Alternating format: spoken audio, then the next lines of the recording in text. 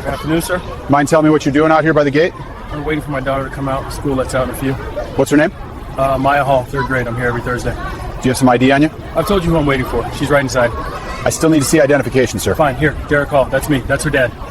His name is Derek Hall. He is not unemployed. He is not transient. He is not unknown to the child waiting behind those doors.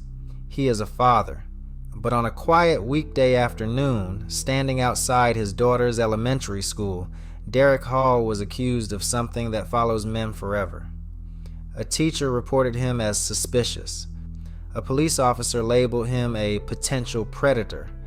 And in less than 8 minutes, Derek's reputation, safety, and dignity were placed on trial in public. This wasn't about evidence. It wasn't about behavior. It wasn't even about concern. It was about perception. And what happened next exposed how quickly a single assumption can turn a parent into a threat. Derek Hall built his life deliberately. Every choice, every routine, every responsibility. He grew up watching men disappear, not always physically but emotionally.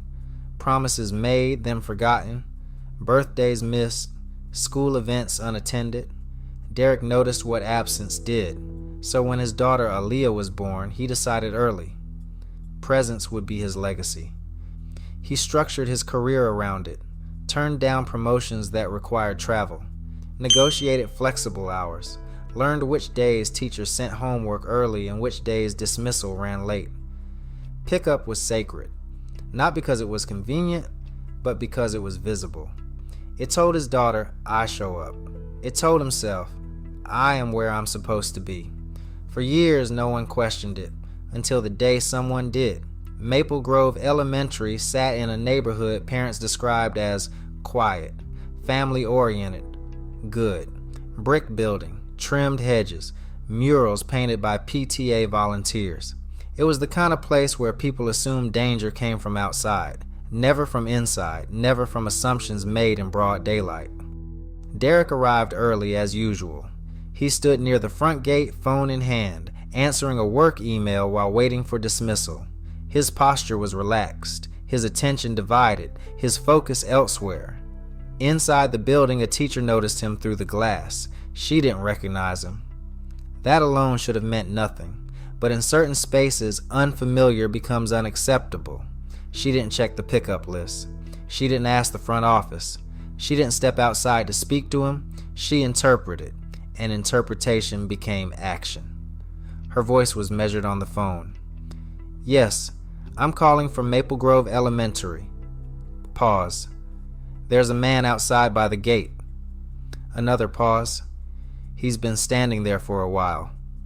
The dispatcher asked questions. She answered selectively. Yes, he's black. Then came the justification. The sentence that transforms uncertainty into urgency. With everything going on these days, I just want to be cautious. Caution, a word that sounds harmless until it summons authority armed with suspicion instead of facts. Within minutes, a patrol car was dispatched. Derek never saw it coming. The cruiser rolled up slowly, too slowly. That was the first sign something was wrong. Derek noticed the officer before the officer spoke, the way his posture stiffened, the way his eyes scanned, not to understand, but to confirm. Sir, Derek looked up. Yes? What are you doing here? The question was framed as neutral. The tone was not. I'm waiting to pick up my daughter. The officer didn't relax, didn't smile, didn't acknowledge the answer. How long have you been standing here? About 10 minutes. Do you have a child enrolled at this school? Yes. The officer leaned slightly closer. We received a call about a man matching your description engaging in concerning behavior around children. Derek frowned. What behavior? The officer paused. They were worried you might be a predator. The word echoed. Predator. Not parent, not guardian, not confused visitor. Predator. Derek felt the anger immediately, sharp, instinctive. He swallowed it. He knew the rules. Hands visible, voice steady, no sudden movements. That's not true, he said carefully. I'm her father. The officer studied his face, not for truth, but for a reaction. Do you have proof of that? Proof. As if fatherhood only existed on paper. Parents nearby slowed their conversations. A few phones came out. Whispers rippled through the pickup crowd. Derek realized the danger wasn't just the officer, it was the audience. Once suspicion spreads, facts struggle to catch up. I'm going to reach into my pocket, Derek said, narrating every movement. My wallet is there. He removed his ID and handed it over. The officer examined it, then checked his tablet, then frowned. Why doesn't your last name match the student's? Derek exhaled. She has her mother's last name. The officer paused, not relieved, not satisfied. Pauses like that aren't neutral. They're moments where doubt looks for somewhere else to attach. The officer glanced toward the school doors. Who's her teacher? Derek answered. What grade? Answered. What does she look like? Derek stopped. That question wasn't about verification. It was about power. Before Derek could respond, a voice cut through the tension. Daddy? Aaliyah burst through the doors, backpack bouncing, eyes locked on him. She ran, wrapped her arms around his leg. The scene froze. Parents stopped talking. Phones stopped moving. The officer's posture changed instantly.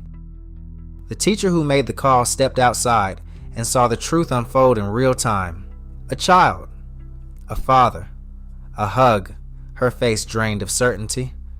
The officer cleared his throat.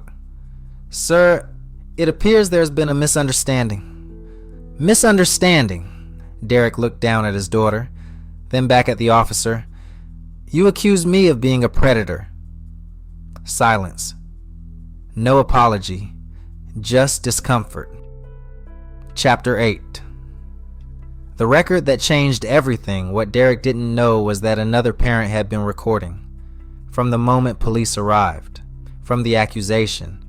From the word predator spoken aloud. That night the footage was posted online. By morning it had millions of views. Commentators weighed in. Civil rights attorneys dissected the exchange. Former teachers spoke out. This is racial profiling. This could have ended in tragedy. This is why trust is broken. The school district released a statement emphasizing student safety. The police department cited protocol. Neither addressed the accusation itself. Neither addressed the harm. Pressure mounted. Within weeks, the teacher was placed on administrative leave. The officer was reassigned pending review. Mandatory bias training was announced district-wide. Derek Hall filed a formal complaint and civil claim the school promised reform.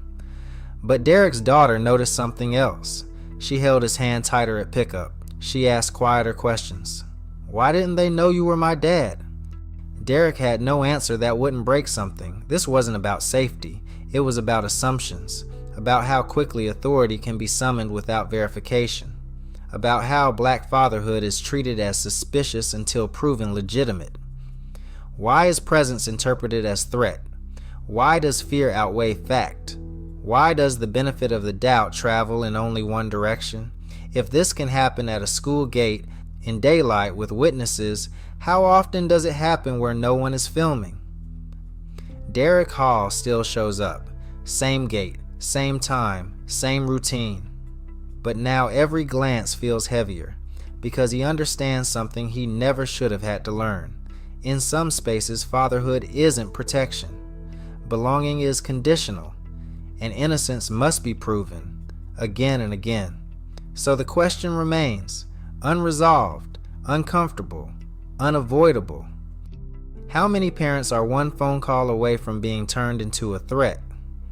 If stories like Derek's matter to you, support this work. Like this video so it reaches more people, subscribe for more investigations, and help make sure these moments don't stay hidden.